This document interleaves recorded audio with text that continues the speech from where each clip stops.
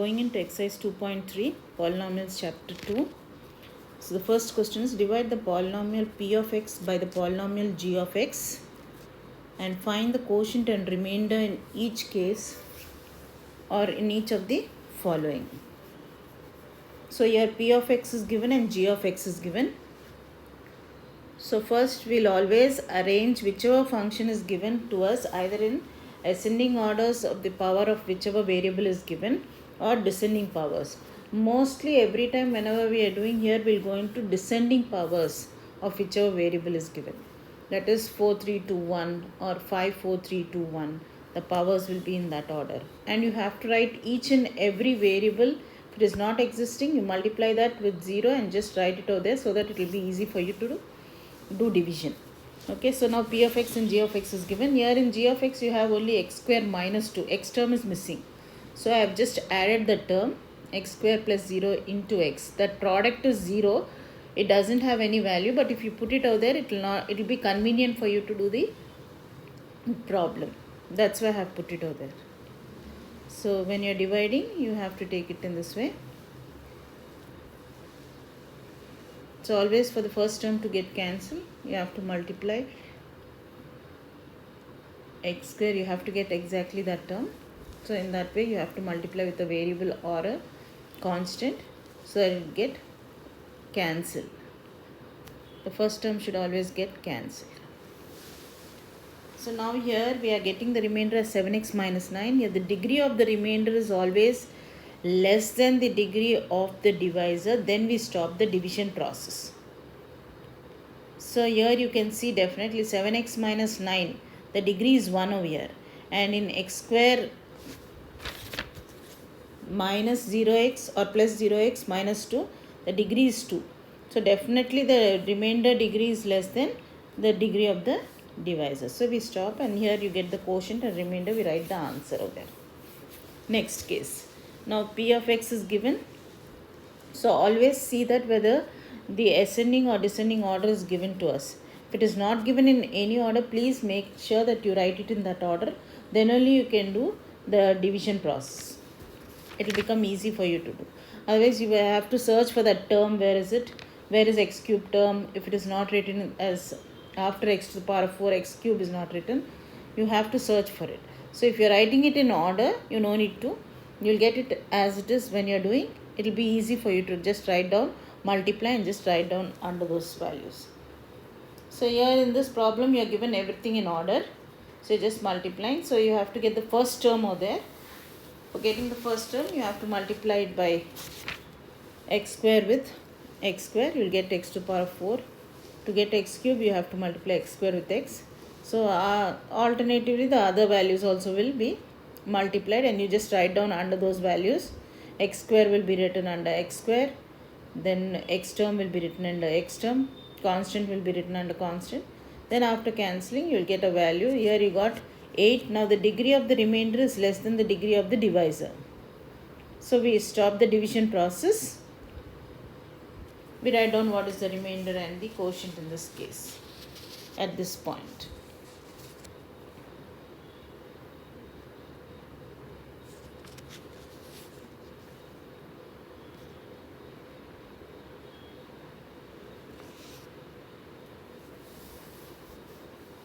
So remainder is 8 and quotient is x square plus x minus 3.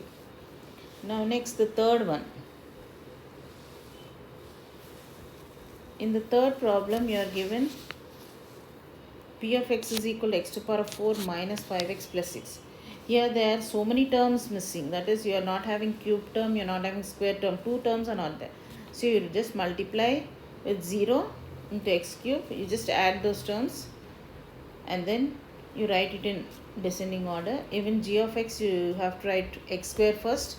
Then the x term is missing, so you multiply it with 0. 0 into x plus 2, which doesn't have value, but you are putting it out there so that your division process will become easy. Whatever type of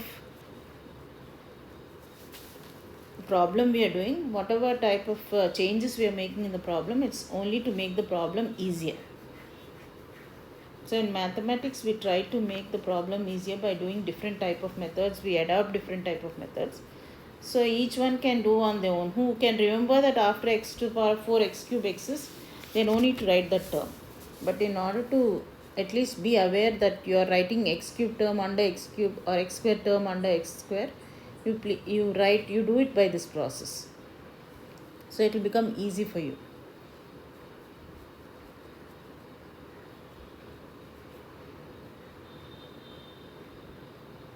So you're getting minus 5x plus 10 as the remainder, and the degree of the remainder is less than the degree of the divisor. So in this case we stop the process over here, and the quotient is minus of x square plus 2 and remainder is minus 5x plus 10. So now going into the second problem, check whether the first polynomial is a factor of the second polynomial by applying the division algorithm. Check whether the first polynomial is a factor of the second polynomial. So when do we know that the first polynomial will be a factor of the second polynomial? When you are dividing the second polynomial by the first polynomial, you are getting the remainder as 0. Then you can tell that the first polynomial is a factor of the second polynomial. So now again here t square minus 3 is given. So there is a term missing in that. That is 0 into t. You can add it as I have written here and divide it now. In this process we will see whether we are getting remainder 0. If we get remainder 0, we can tell that t square minus 3 is the factor of the given polynomial.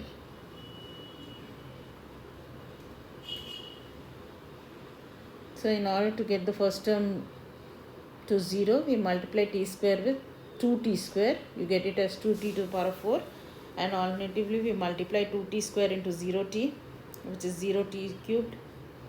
Then minus 3 into 2t square is minus 6t square, and so on.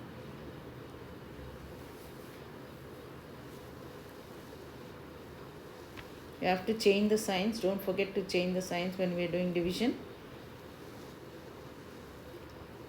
Here you are getting it as 4 into t square plus 0t minus 12. And so the last one is plus 4. 4 into t square will give you 4t square. So the remainder you are getting is 0. So where t square minus 3 is a factor of the given polynomial, since the remainder is 0.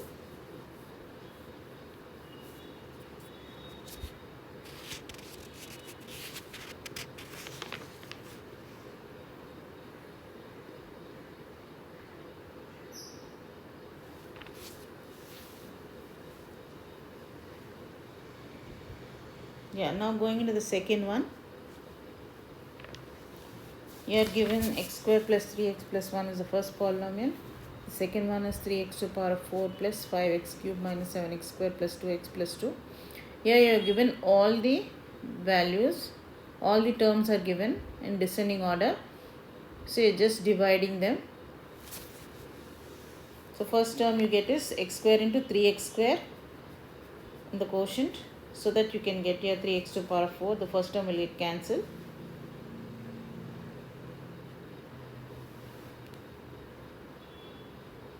Then you can write the remaining.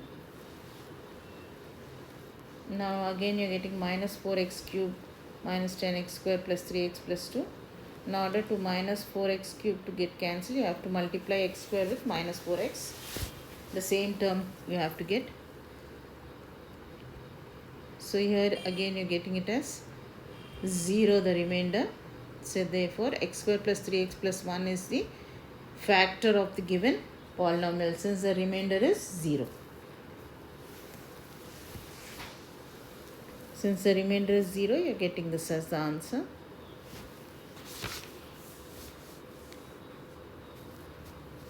Now next, the third one also we'll see whether the first polynomial is a factor of the second polynomial. So how do we do this problem?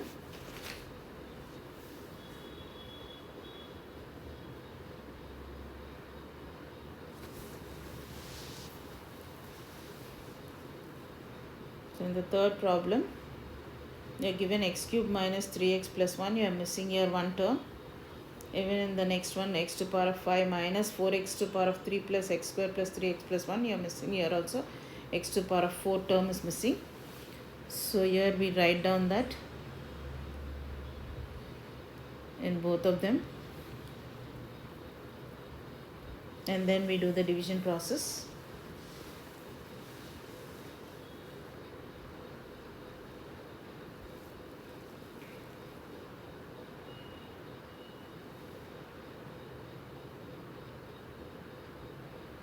So when you are dividing, you get the first term here, x to the power of 5 plus 0x to the power of 4 minus 3x square plus x square. So you are cancelling it out.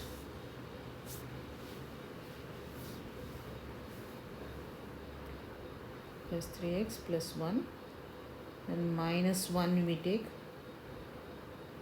minus x cube plus 0 minus 0x square plus 3x minus 1.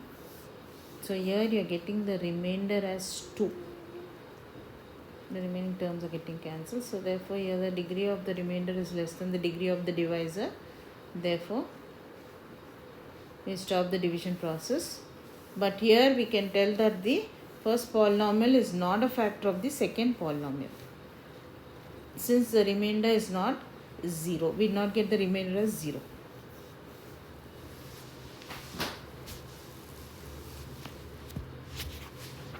It's not a factor.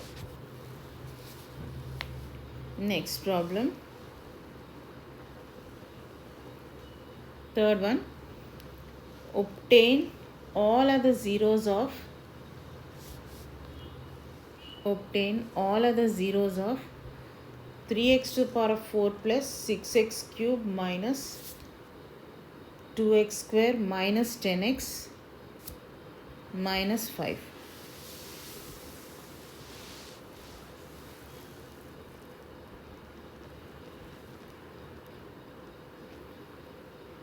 So now two of its zeros are given for us, root 5 by 3 and minus root 5 by 3. So let the given polynomial be p of x. We are writing it as p of x. And alpha is equal to root 5 by 3 and beta is equal to minus root 5 by 3. Therefore we are having here x minus alpha into x minus beta will be the factor of the given polynomial. So x minus root 5 by 3 into x minus of minus root 5 by 3 is nothing but plus. So therefore x minus root 5 by 3 into x plus root 5 by 3 is equal to x square minus 5 by 3 is definitely a factor of p of x because these are the zeros.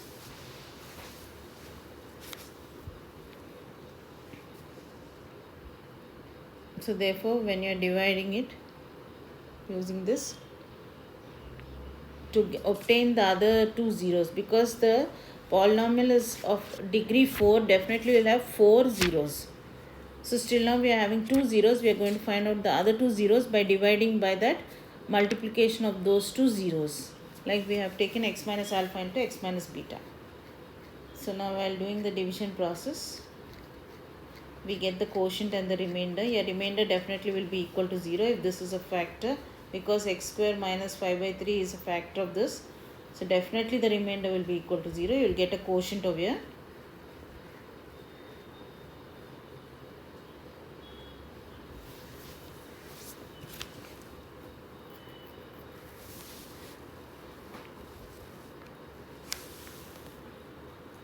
So in the quotient part, you got 3x square plus 6x plus 3. We'll see whether we're getting 0. Yeah. In this process, we're getting the remainder as 0. So therefore, definitely the remainder will be 0 because we have written x in x minus alpha into x minus beta, that is x minus root 5 by 3 into x plus root 5 by 3 is nothing but x square minus 5 by 3, where this 2 are the zeros of the given polynomial. So now we are having this, both are factors. 3x square plus 6x plus 3 is a factor of the given polynomial. X square minus 5 by 3 is also a factor of the given polynomial. The multiplication of these two only is going to give you the answer. That is a polynomial. Now we will find out what are the factors for the second one. So well, by doing in this process we get it.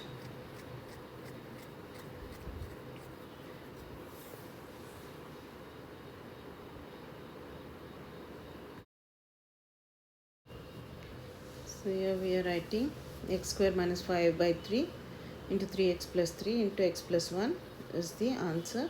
So therefore the zeros of the given fourth degree polynomial is nothing but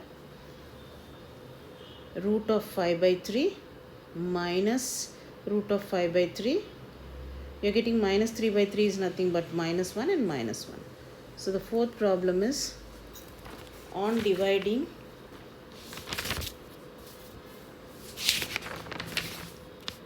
x cube minus 3x square plus x plus 2 by a polynomial g of x. The quotient and remainder are x minus 2 and minus 2x plus 4 respectively. Find g of x.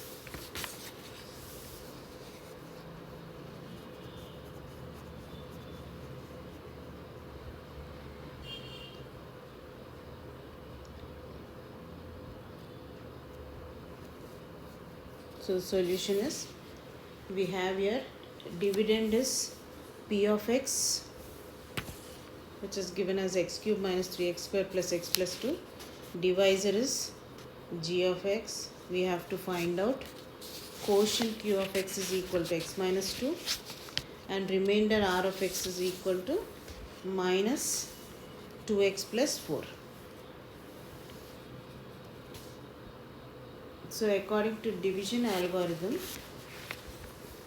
we have dividend p of x is equal to divisor g of x into quotient q of x plus remainder r of x. So now put all the values in the from above into this. So you get it as x cube minus 3x square plus x plus 2 is equal to g of x into x minus 2 plus minus 2x plus 4.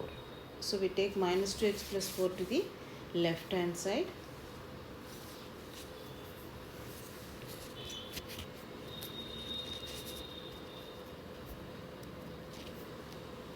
So therefore you get here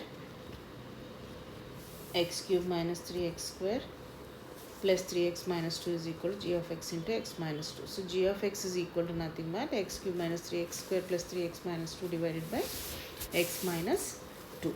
So now we divide this. So first term over here in the quotient will be x square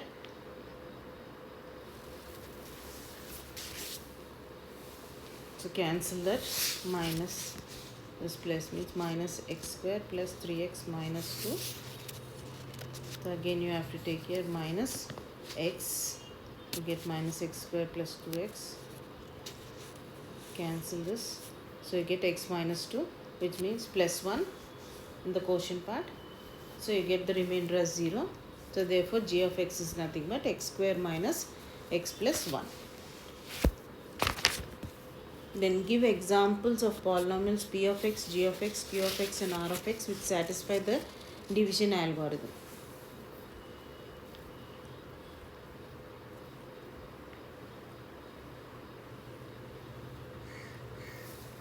So in the first case, we are having degree of p of x is equal to degree of q of x.